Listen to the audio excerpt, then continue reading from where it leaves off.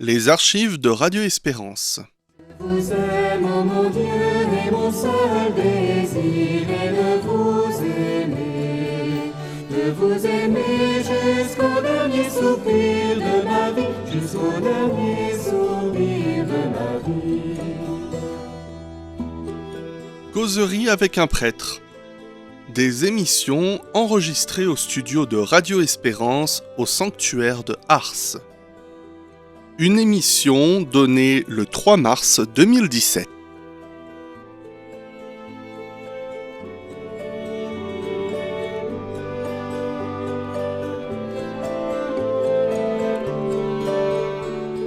Ce soir, nous parlerons des grands axes du carême. Je me présente, je suis Thomas Mésidor, je viens de Haïti, du diocèse Ansavo et Miragoâne. Je suis en première année théologie. Nous passerons 1 heure ensemble en compagnie du Père Olivier Barney. Bonsoir Thomas, bonsoir à tous les auditeurs de Radio Espérance. Mon Père, vous êtes prêtre du diocèse de Belley-Ars et vous êtes actuellement curé du groupement paroissial de Pont-de-Veille. Vous êtes aussi chapelain honoraire de Lourdes et membre de la fraternité sacerdotale Lumen Gentium. Mon Père, qu'est-ce que c'est que le carême ? Je dirais le carême est un temps de grâce, un temps de bénédiction, un temps qui nous est offert par le Seigneur, un temps qui nous est offert par l'Église. Lorsque nous avons commencé ce temps du carême, nous sommes allés à la messe, nous avons participé à la messe des cendres et nous avons entendu dans la première lecture le Seigneur nous dire « C'est maintenant le moment favorable, c'est maintenant le jour du salut ». Et donc nous sommes invités à faire de ce maintenant notre aujourd'hui. Le carême est donc un temps de grâce, un temps qui nous prépare à la fête des fêtes, à la solennité des solennités, c'est-à-dire à la fête de Pâques, qui est vraiment le mystère de la foi, le cœur de notre foi. Alors qu'est-ce que le carême ? Eh bien le carême est un temps de grâce qui va nous préparer à cette grande célébration annuelle qui est la célébration de Pâques, fête de la résurrection du Seigneur, mémoire de la mort du Seigneur et fête de sa résurrection. Et puis, au cours de cette fête de Pâques, eh bien, nous aurons la joie, la grâce, comme chaque année, de renouveler les promesses de notre baptême. Alors on peut dire le carême, c'est non seulement une préparation à Pâques, une préparation à la fête de Pâques, mais c'est aussi comme une grande retraite que nous allons vivre pendant ces 40 jours, qui vont nous préparer à renouveler les promesses de notre baptême. Au cours de la veillée pascale, nous aurons 2 questions qui vont nous être posées. La première, renoncez-vous au péché ? Cette question qui nous est posée le jour du baptême. Et donc, entraîner tout au long de ce carême à renoncer au péché, on en reparlera dans un instant, eh bien nous répondrons avec toute l'Église, oui, je le renonce, oui, j'y renonce. Et puis la deuxième question, bien sûr, essentielle, croyez-vous en Dieu, Père, Fils et Saint-Esprit ? Et avec cet entraînement du carême, avec toutes les grâces que nous aurons reçues, eh bien nous pourrons répondre aussi, oui, nous croyons. Merci Père, c'est bien, hein ? Temps de grâce, le carême c'est un temps de grâce, un temps qui nous est offert par le Seigneur. Après mon Père, vous avez parlé d'un temps de... Voilà, ça dure 40 jours, mais pourquoi le carême dure-t-il 40 jours ? Alors c'est une très bonne question Thomas. Il faut évidemment aller aux sources. Hein. C'est important de savoir de quoi on parle et quel est ensuite le sens de ce carême. On en reparlera aussi dans un instant. Le mot carême vient du mot latin quadragesima, qui peut se traduire par quarantaine. On peut dénommer ce temps du carême comme étant la sainte quarantaine. La sainte quarantaine. Le chiffre 40 est très important dans la Bible. On pourrait y passer toute la nuit si vous voulez, mais comme je crois que nous n'avons qu'1 heure ce soir, oui, 1 heure. On va donc aller assez rapidement. Ce chiffre 40 reprend d'abord les 40 nuits de Moïse avant la remise de les tables de la loi sur le mont du Sinaï. 40 ans du peuple hébreu dans le désert. 40 ans du peuple hébreu dans le désert. Et puis 40 jours que Jésus a passé dans le désert après son baptême par Jean le Baptiste. On l'entendra justement dimanche prochain. Après son baptême, Jésus fut conduit par l'Esprit dans le désert et là, il est tenté par le démon. Et donc, il nous montre à travers ces 40 jours que, à travers lui, en fait, c'est chacun de nous. On en reparlera dimanche dans l'évangile qu'on entendra et les bons prédicateurs que nos amis auditeurs entendront. Tous les prédicateurs dignes de ce nom expliqueront que Jésus a remporté la victoire, mais à travers lui, c'est nous qui remportons cette victoire, cette lutte contre le péché. Merci. Ce temps de carême, on pourrait le nommer la Sainte Quarantaine. Que c'est beau, mon père, de l'entendre. Voilà, mon père, c'est vrai que c'est le temps de carême, ça dure 40 jours, mais quel est le sens du carême chez les chrétiens? Le sens du carême chez les chrétiens, je l'ai dit tout à l'heure, on se prépare à la fête de Pâques, la résurrection du Seigneur, mémoire de la mort et de la résurrection du Seigneur. D'ailleurs, il ne faut pas séparer, hein. Quand on parle de la fête de Pâques, on parle bien du mystère de la mort et du mystère de la résurrection. On va célébrer quelques jours avant Pâques, enfin dans les derniers jours du carême, justement, la grande semaine sainte, et ne pas oublier et se dire tout de suite que ce mystère est tout un. On ne saucissonne pas les choses, hein. Il n'y a pas le jeudi saint, le vendredi saint, le samedi saint et le jour de Pâques.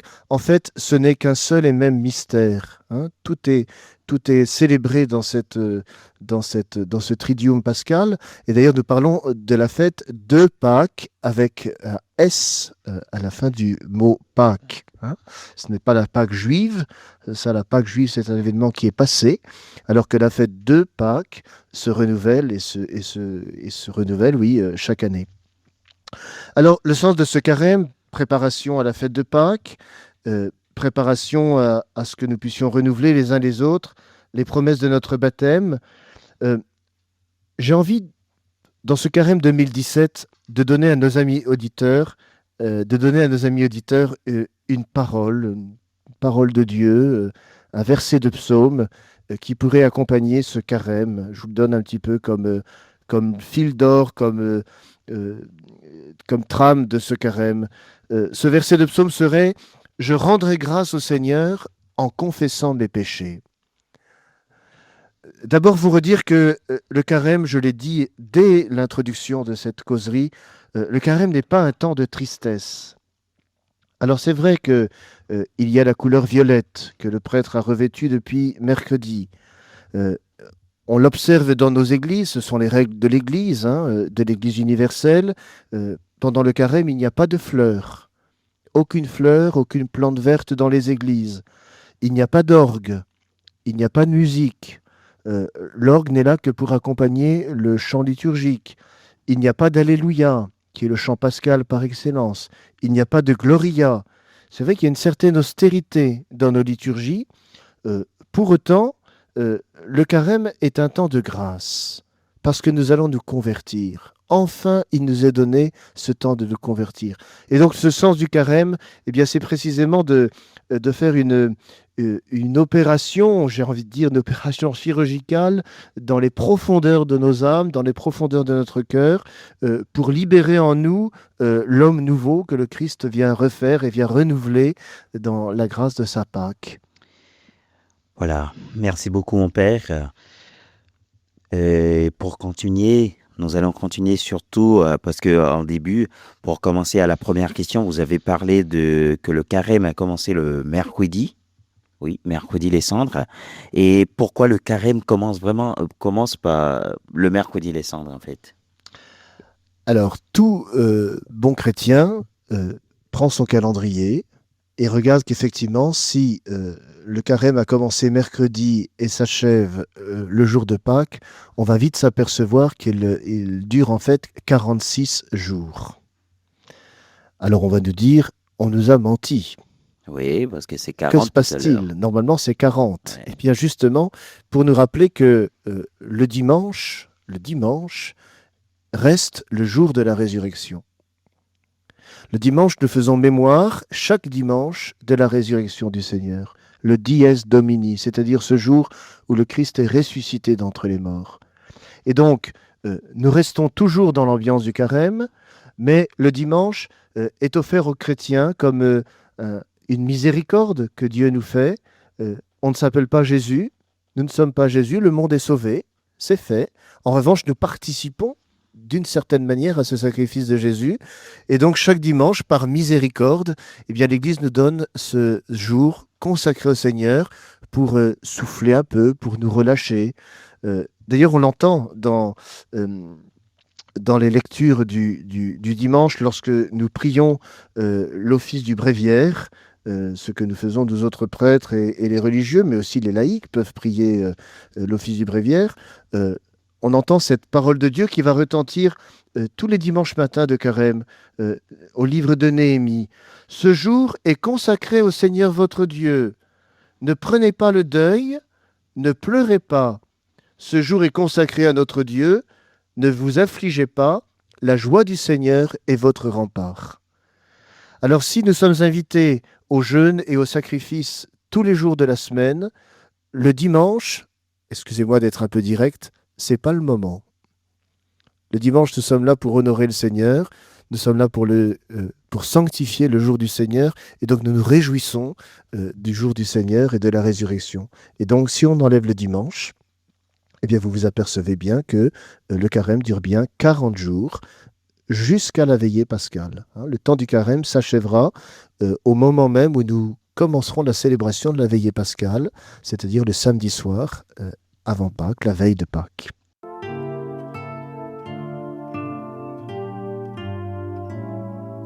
Croix plantée sur nos chemins, bois fleuri du sang versé. Croix plantée sur nos chemins, sauvant-nous l'espoir blessé. Ô branches mortes de Judée, voici la vie qu'on assassine. La voix du juste condamné s'éteint sans bruit sur la colline. Croix plantée sur nos chemins, bois fleuri du sang versé. Croix plantée sur nos chemins, sauvant-nous l'espoir blessé. Tu crois, Seigneur, au lendemain, comme un veilleur attend l'aurore. Les yeux remplis de ton matin, nous veillerons longtemps encore. Croix plantée sur nos chemins, bois fleuri du sang versé. Croix plantée sur nos chemins, sauvant-nous l'espoir blessé. C'est au printemps que germera le grain tombé en pleine terre. Bientôt la Pâque fleurira comme une gerbe de lumière. Croix plantée sur nos chemins, bois fleuri du sang versé. Croix plantée sur nos chemins, sauvant-nous l'espoir blessé.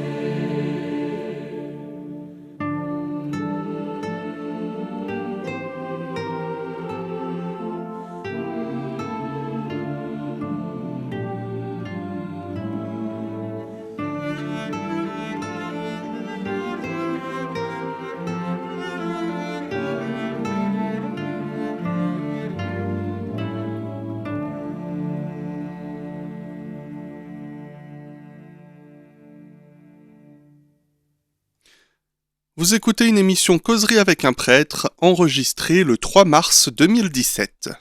Radio Espérance, ce soir, causerie avec un prêtre.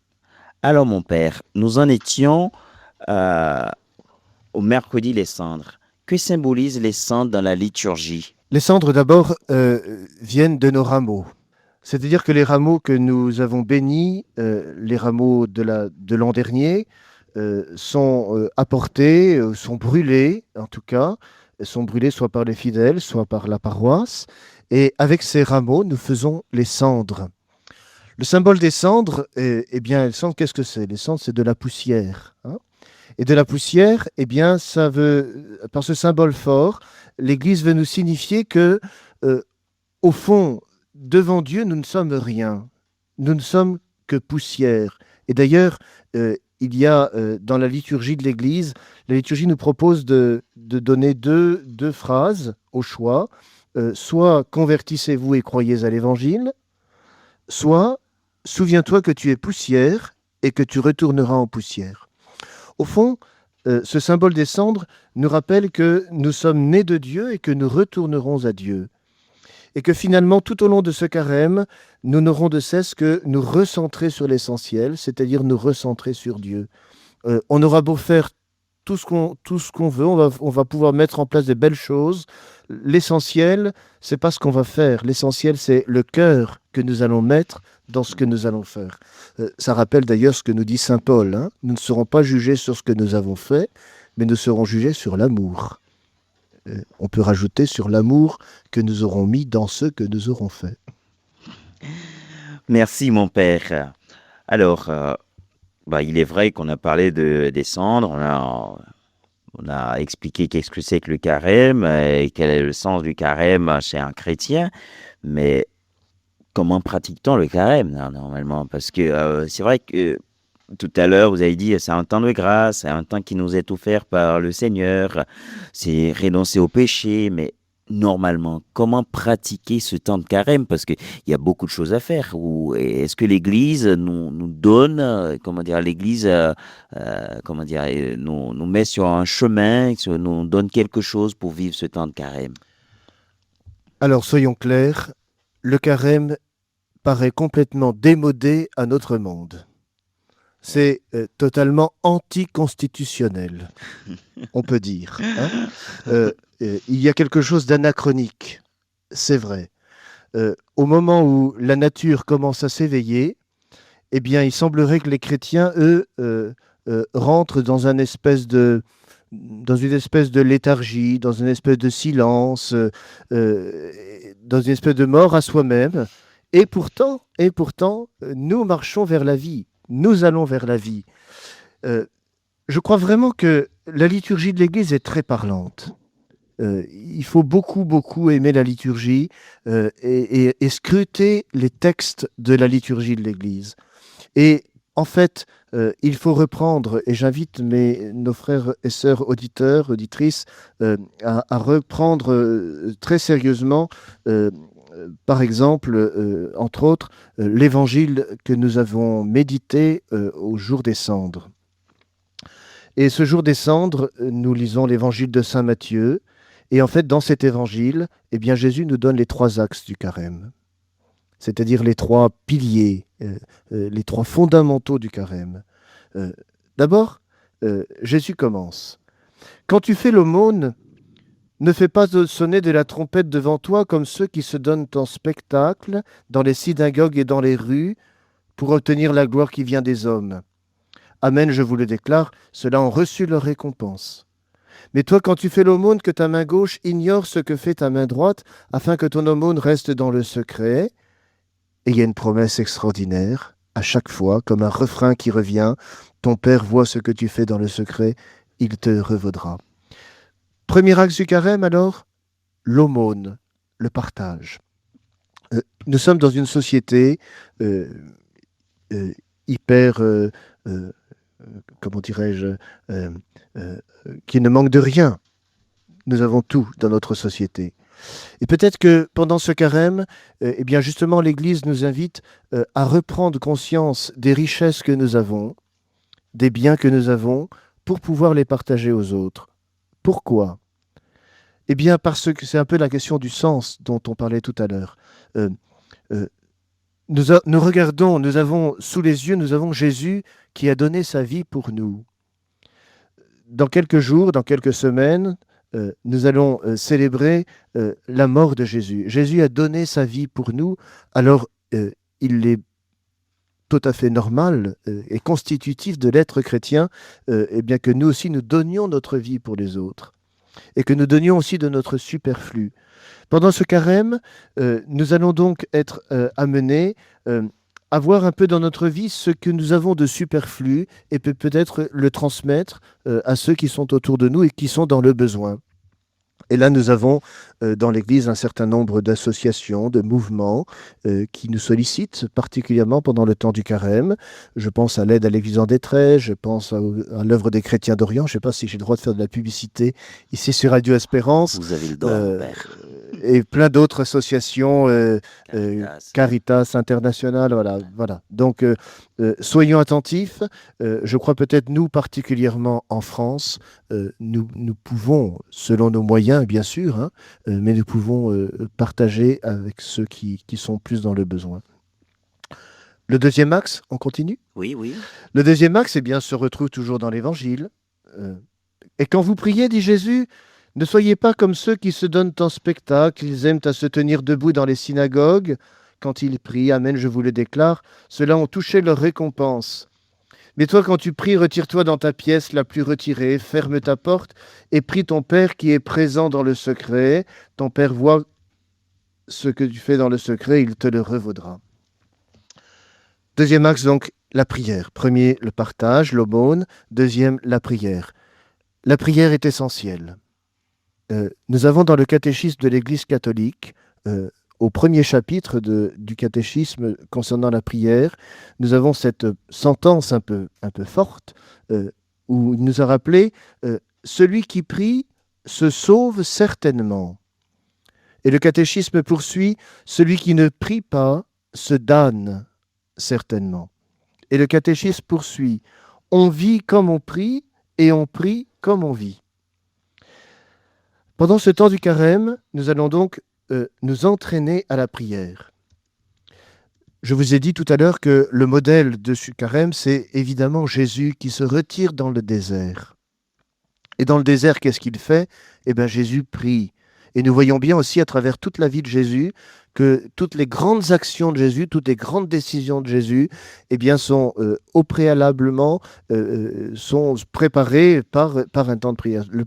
Jésus va dans la montagne, il va prier son Père toute la nuit. Alors, il ne nous avait pas demandé de prier toute la nuit, mais en tout cas, il nous a demandé pendant ce temps du carême, eh bien, d'approfondir notre cœur à cœur avec Dieu. On est ici à Ars. On aime beaucoup le Saint Curé d'Ars quand il dit, entre autres, la prière, c'est un doux entretien d'un enfant avec son père, une familiarité étonnante. Le Curé d'Ars dira, on n'a pas besoin de trop prier, de trop parler pour bien prier. On sait que le bon Dieu est là dans son tabernacle. On se complaît en sa sainte présence. C'est la plus belle prière, celle-là. Voilà, bien que ce temps du carême soit vraiment pour chacun de nous, amis auditeurs, un moment où nous consacrons du temps à la prière. Et en consacrant du temps à la prière, nous allons consacrer du temps à la parole de Dieu. Vous savez, il nous faut connaître la parole de Dieu par cœur. Mes paroissiens qui m'écoutent d'ailleurs ce soir, je les salue au passage, savent que je cite souvent le cardinal Barbarin qui dit ceci. Il dit « Il faut qu'un chrétien connaisse la parole de Dieu par cœur, de manière à ce que petit à petit, sa vie devienne évangélique. » Voilà, connaissons-nous la parole de Dieu par cœur. Et si nous lancions un défi à tous ceux qui nous écoutent ce soir, que pendant ces 40 jours, nous apprenions un verset de la Bible par cœur. Quand je dis de la Bible, ça peut être simplement une phrase d'évangile.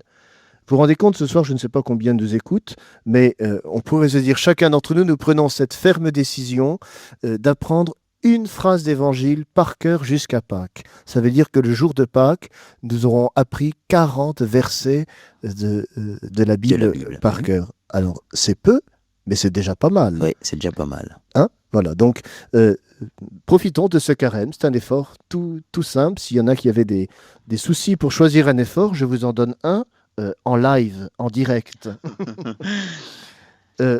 J'ajoute dans la prière la nécessité du silence. Le cardinal Sarah, préfet de la Congrégation pour le culte divin, nous a écrit un magnifique livre qui s'intitule La force du silence, que je vous invite, Thomas, à lire, ainsi que les séminaristes et tous les auditeurs qui nous écoutent. Et dans cette force du silence, le cardinal Sarah, préfet de la Congrégation pour le culte divin, discipline des sacrements, eh bien, nous invite justement tout simplement à retrouver la force du silence. Et peut-être que ce temps du carême est propice justement à faire silence. Je vais vous donner un petit exemple. Je ne sais pas comment vous êtes, mais quand je rentre dans ma voiture, je mets ma ceinture de sécurité, bien sûr. Mais après avoir mis ma ceinture de sécurité, je commence par allumer la radio. Je reconnais que c'est maladif. Radio Espérance, mais peut-être aussi d'autres radios. Oui. Mais peut-être que pendant ce carême, nous pourrions nous efforcer, les uns les autres, à aménager dans nos journées des grands moments de silence. Pourquoi le silence est important ? Eh bien parce que ce n'est que dans le silence que nous pourrons écouter Dieu nous parler. Au fond, le Seigneur vient nous dire, à travers ce temps du carême, fais silence, tais-toi. Il y avait un vieux cantique que peut-être nos auditeurs connaissaient, les plus âgés d'entre nous en tout cas, moi je ne l'ai jamais chanté, je suis trop jeune, un vieux cantique qui disait « Ô mon âme, adore et tais-toi ». Il ne faut pas cracher sur les vieux cantiques parce que ça peut nous dire beaucoup de choses. Oui. Voilà, et bien que ce temps du carême soit vraiment un temps où nous faisons silence. Il ne s'agit pas d'aller hurler dans les rues. Ce n'est pas le moment de faire des grosses manifestations. Le carême est vraiment le temps du silence. On continue ? Oui, mon père. Troisième axe, troisième point, pilier fondamental de ce carême, toujours repris dans l'évangile du mercredi que nous avons entendu pour les cendres. « Et quand vous jeûnez, dit Jésus, ne prenez pas un air abattu comme ceux qui se donnent en spectacle. Ils prennent une mine défaite pour bien montrer aux hommes qu'ils jeûnent. Amen, je vous le déclare, ceux-là ont touché leur récompense. Mais toi, quand tu jeûnes, parfume-toi la tête, lave-toi le visage. Ainsi ton jeûne ne sera pas connu des hommes, mais seulement de ton Père qui est présent dans le secret. Ton Père voit ce que tu fais dans le secret, il te le revaudra. » Troisième axe, donc, le jeûne. Vous avez remarqué que Jésus dit bien « Ne prenez pas un air abattu comme ceux qui se donnent en spectacle. » Un jour, le pape François, avec son verbe qui est bien à lui, nous a dit, je crois que c'était l'an dernier, il s'étonnait qu'il y avait des chrétiens qui avaient des mines de carême sans Pâques. Ouais. Le carême, mes frères, n'est pas un temps triste. Il faut qu'on arrête cette espèce de cliché, d'image d'Épinal qui nous fait dire que le carême est un temps triste. Non, le carême n'est pas un temps triste. Le carême est un temps de profonde joie profonde, de joie silencieuse, de joie toute intérieure, une joie qui éclatera lors de l'annonce de la résurrection. Mais cette joie, avant qu'elle n'éclate, il faut qu'on la travaille, cette joie. Et donc cette joie, elle doit passer par les sacrifices, elle doit passer par le jeûne.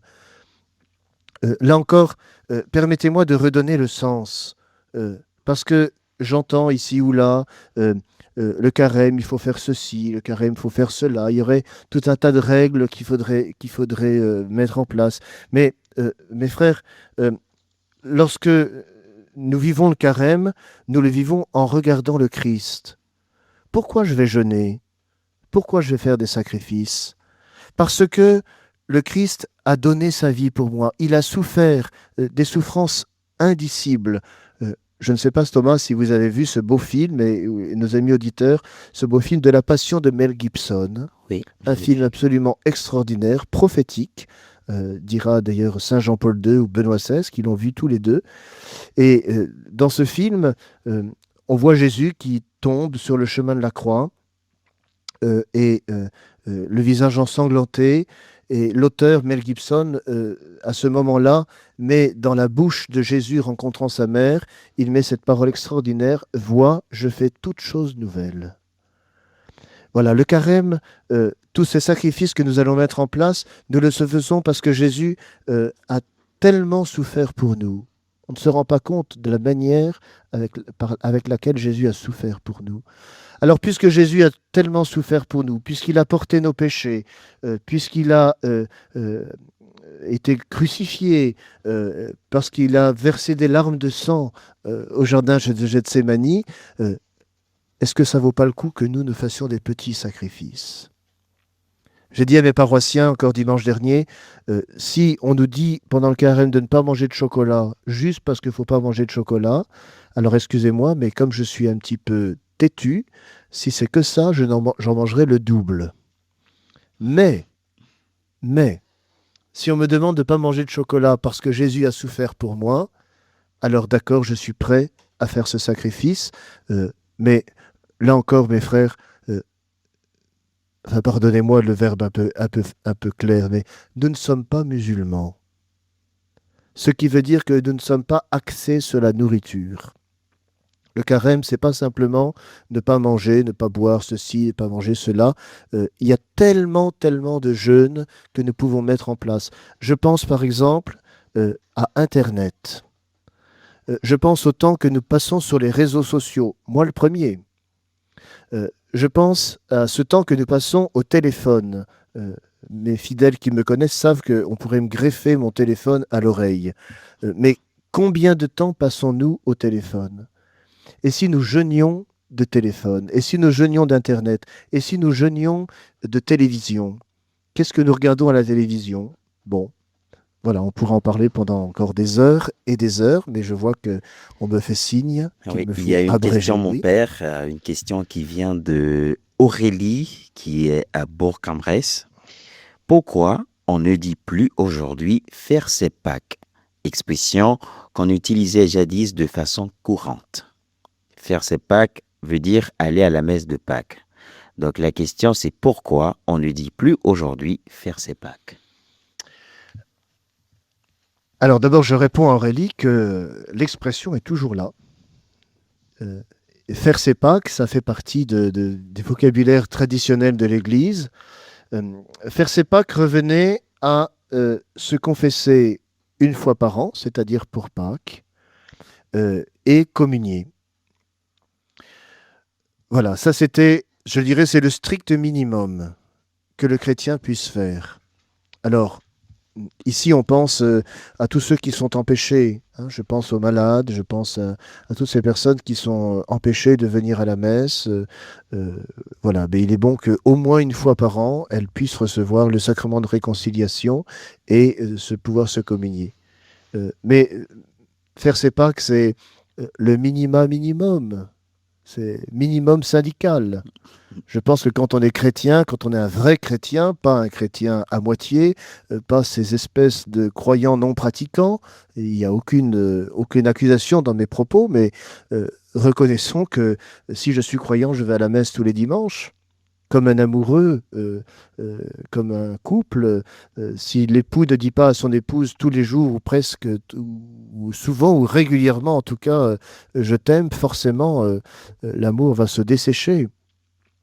Donc je pense que derrière cette expression faire ses Pâques, il y a peut-être une interpellation pour chacun de nous à nous reposer la question finalement, est-ce que nous vivons profondément, en vérité, notre vie chrétienne? Est-ce que nous sommes des chrétiens authentiques? Ok. Mon père, une dernière question pour finir cette partie. Est-ce qu'il est obligatoire de prendre des résolutions pour le temps de carême ou une résolution?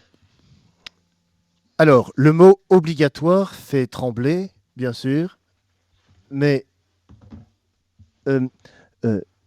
j'ai envie de vous dire, en rigueur de terme, il n'est pas obligatoire. En revanche, il est vital. Thomas, il n'est pas obligatoire que vous mangiez tous les jours. En revanche, c'est vital. Il en va de même pour notre vie chrétienne. Ce n'est pas obligatoire de tenir le carême. On pourrait très bien passer à côté. Seulement, je repose la question, est-ce que nous prenons Dieu au sérieux, oui ou non? Alors, si nous le prenons au sérieux, eh bien, nous allons vivre ce carême d'une manière sérieuse. De même, il n'est pas obligatoire d'aller à la messe le dimanche. on pourrait en fait s'en passer, sauf que, puisque Dieu est vital dans ma vie, je ne peux pas m'en passer. Donc, de fait, ça devient obligatoire dans le sens où c'est vital.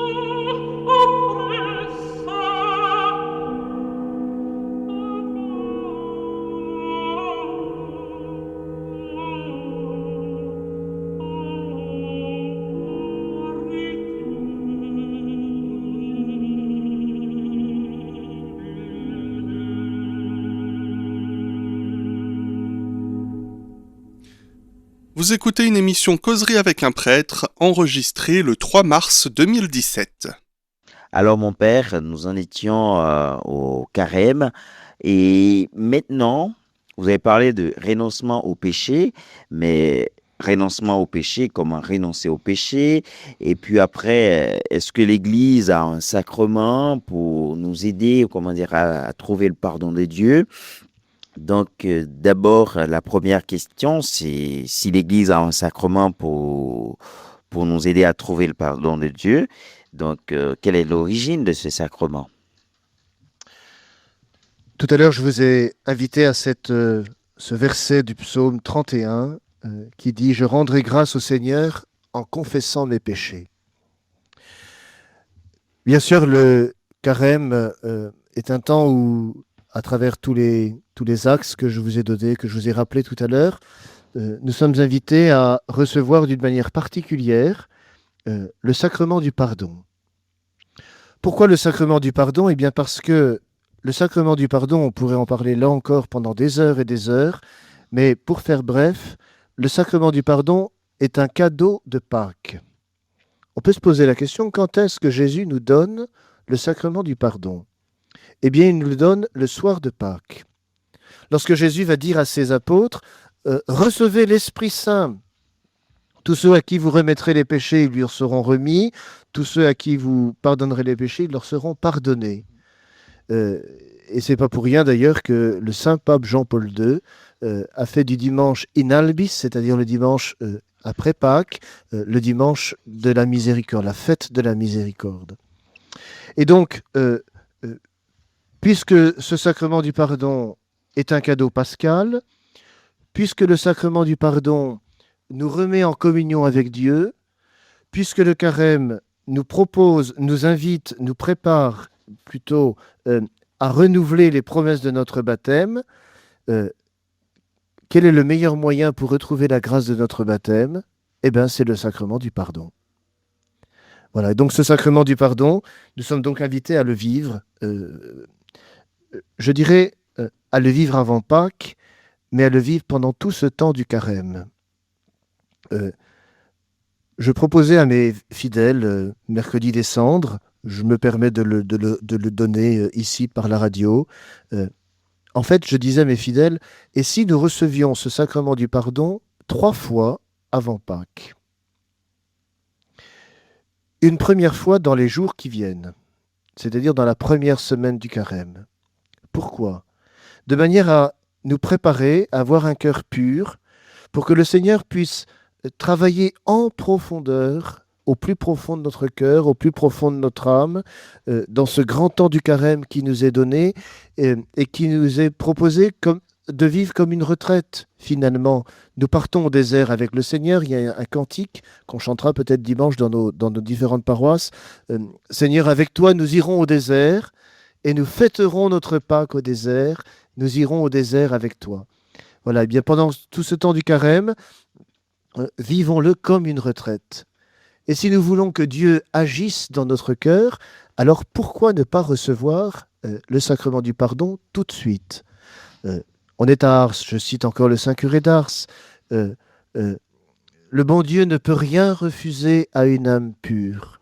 Une âme pure peut tout obtenir de Dieu. Rendons-nous compte de ces grâces immenses que le Seigneur va pouvoir nous donner si nous recevons ce sacrement du pardon. Ensuite, je vous invite peut-être à recevoir ce sacrement du pardon au milieu du carême. Nous aurons dans la liturgie une étape importante qui est le dimanche létaré, le dimanche de la joie, au cours duquel nous allons retrouver un tout petit peu d'orgue, de légères fleurs. Enfin, on va bien voir que voilà, c'est un dimanche qui va marquer la moitié de notre cheminement vers Pâques. Et pourquoi nous ne recevrons pas aussi ce sacrement du pardon à ce moment-là, à mi-parcours? Voilà, nous aurons fait la moitié du parcours jusqu'à Pâques. Eh bien, il y aura des réussites, mais il y aura aussi des échecs, il ne faut pas s'en cacher. Eh bien, que nous puissions à nouveau repartir à zéro et redemander au Seigneur la force de son Esprit Saint. Et puis enfin, bien sûr, recevoir ce sacrement quelques heures avant la veillée pascale, de manière à ce que nous arrivions tout purs, tout nouveau, tout neuf, pour célébrer la résurrection du Seigneur. Merci Père. Est-ce qu'il y a une différence entre le sacrement de pénitence et le sacrement de réconciliation? On parle de la même chose. Oui. Lorsque nous prenons le catéchisme de l'Église catholique, il y a différents noms qui sont donnés au sacrement de réconciliation. On parle du sacrement de la réconciliation, on parle du sacrement de pénitence, on parle de la confession. Voilà, tout ça c'est le même mot, c'est la même réalité. Et peut-être que ce sacrement du pardon, il est peut-être bon que nous puissions en voir les différentes parties, si vous le voulez bien. Oui. En fait, comment on se confesse? Je vais être un peu très simple. Comment on se confesse? D'abord, pourquoi on se confesse? Pourquoi se confesser? Pourquoi se confesser et se confesser au prêtre? Alors évidemment, quand je me confesse au prêtre, à travers lui, c'est à Dieu que je me confesse. Le prêtre agit au nom du Christ.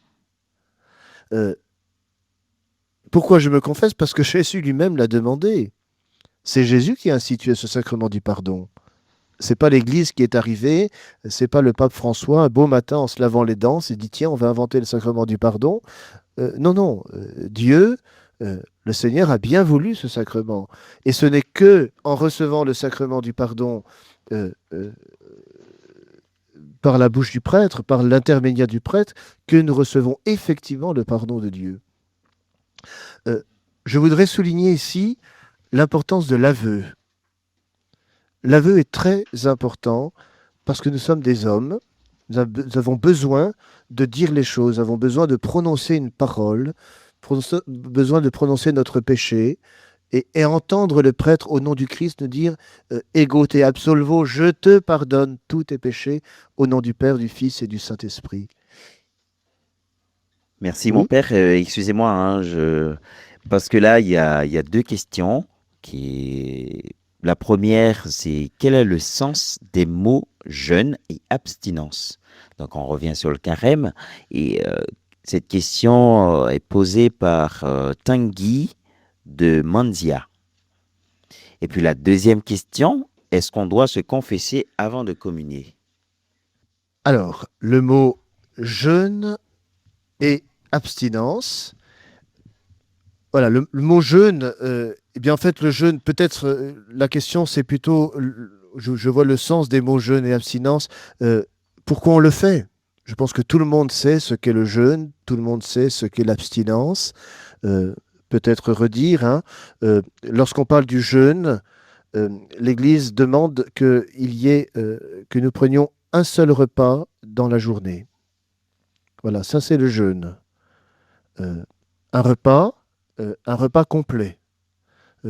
C'est le cas pour le mercredi des cendres et le vendredi saint. Et puis, l'Église nous invite à l'abstinence. Et ça, l'abstinence, c'est tous les vendredis de carême. Et elle ajoute cette abstinence au jour de jeûne, c'est-à-dire le mercredi et le vendredi. Mercredi des cendres et le vendredi saint. Le jeûne, donc je vous l'ai dit, stricto sensu, ne prendre qu'un repas par jour, mais c'est aussi, je vous l'ai dit tout à l'heure, nous ne sommes pas musulmans, donc on n'est pas axé sur la nourriture, pardon de le dire, mais donc nous pouvons jeûner de différentes choses. J'ai parlé de l'ordinateur, j'ai parlé d'Internet, etc. Chacun verra dans la discrétion de son cœur de quoi il peut jeûner. Et puis l'abstinence, eh bien c'est s'abstenir de choses qui sont pour nous ordinaires.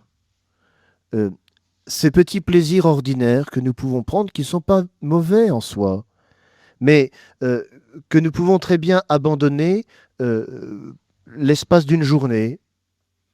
Je ne donne pas d'exemple, il pourrait y avoir 1000 exemples, mais que chacun, on n'a pas le temps de le faire maintenant, que chacun voit dans son cœur. Oui. La deuxième question, est-ce qu'on doit se confesser avant de communier? Cette question vient de Brigitte. C'est quelque chose que nous devons retrouver dans notre beau pays de France. Effectivement, on ne peut pas communier si nous sommes en état de péché et en état de péché grave. Là encore, on pourrait en parler pendant des heures. Lorsque nous commençons la messe, toute messe commence par le Confiteor, hein, je confesse à Dieu Tout-Puissant. Bon. Et nous demandons ici au Seigneur de nous pardonner, et il nous pardonne en vérité de tous ces petits péchés que nous faisons par omission. D'accord ? En revanche, lorsque nous commettons un péché grave, c'est-à-dire en pleine conscience, comme dirait saint Paul, hein, je ne fais pas le bien que je voudrais faire, mais je fais le mal que je ne voudrais pas faire. Là, effectivement, nous avons le devoir de nous confesser. Et stricto sensu, nous devrions nous confesser avant de communier si nous sommes en état de péché grave. Voilà.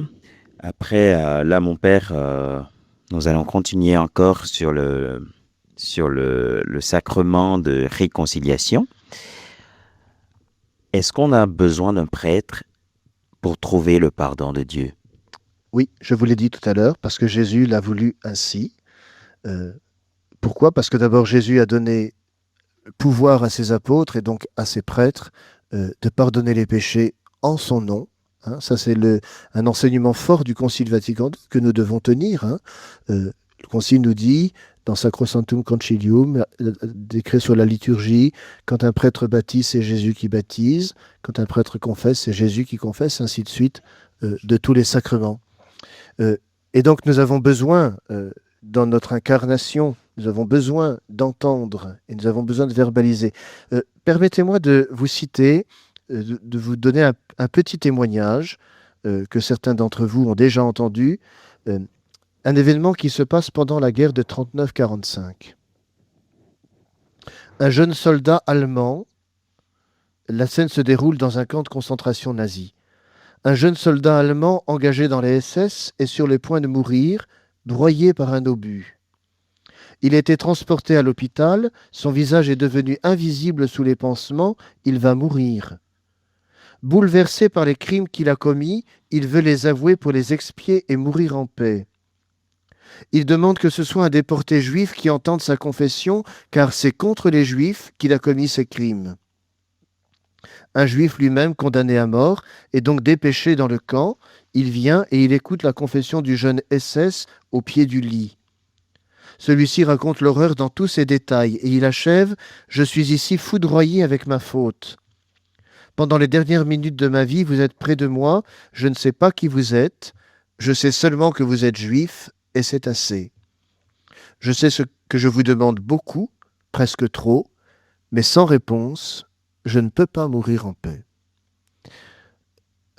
Un exemple qui est fort, un grand témoignage, mais qui nous dit un peu rapidement l'importance de l'aveu, l'importance de dire son péché, l'importance de verbaliser et l'importance que nous avons d'entendre le prêtre une fois encore au nom du Christ nous dire « Je te pardonne tous tes péchés ».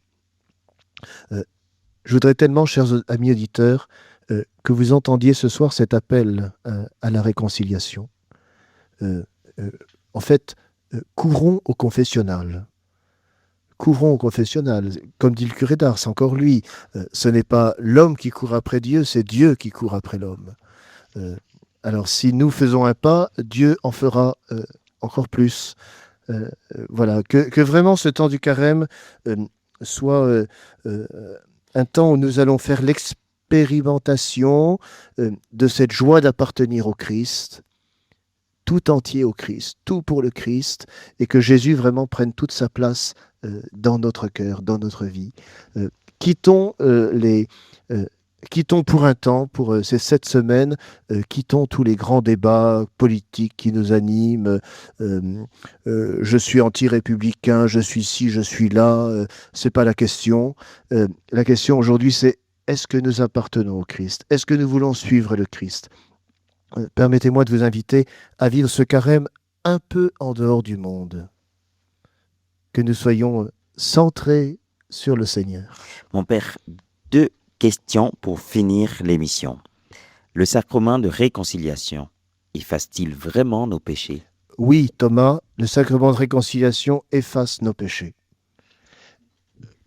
Saint Jean-Marie Vianney, encore lui. Nos fautes sont des grains de sable devant les grandes montagnes des miséricordes du bon Dieu.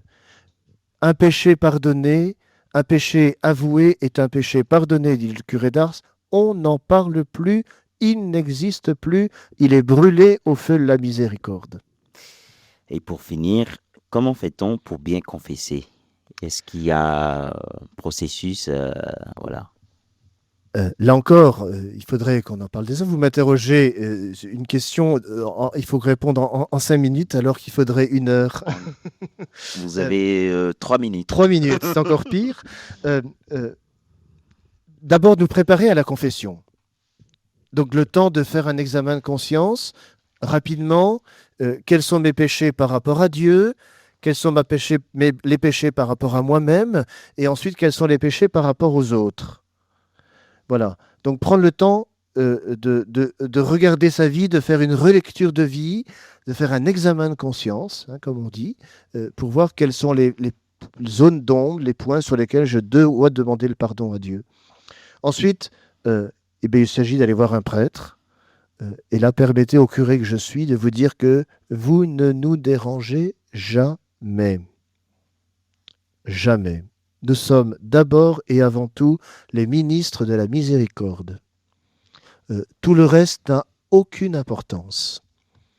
Donc mes frères, si vous voulez vous confesser, allez vite voir votre curé, Peut-être pas maintenant, il est 22 heures. Il est 22 heures, laissez-le peut-être dormir en paix. Mais dès demain matin, vous avez tout à fait le droit de sonner à la porte du presbytère pour demander à recevoir le pardon de Dieu, parce que vous aurez été ébloui par cet enseignement de ce soir. C'était les archives de Radio Espérance avec l'émission Causerie avec un prêtre. Des émissions enregistrées au studio de Radio Espérance au sanctuaire de Ars. Je vous aime, ô mon Dieu, et mon salut.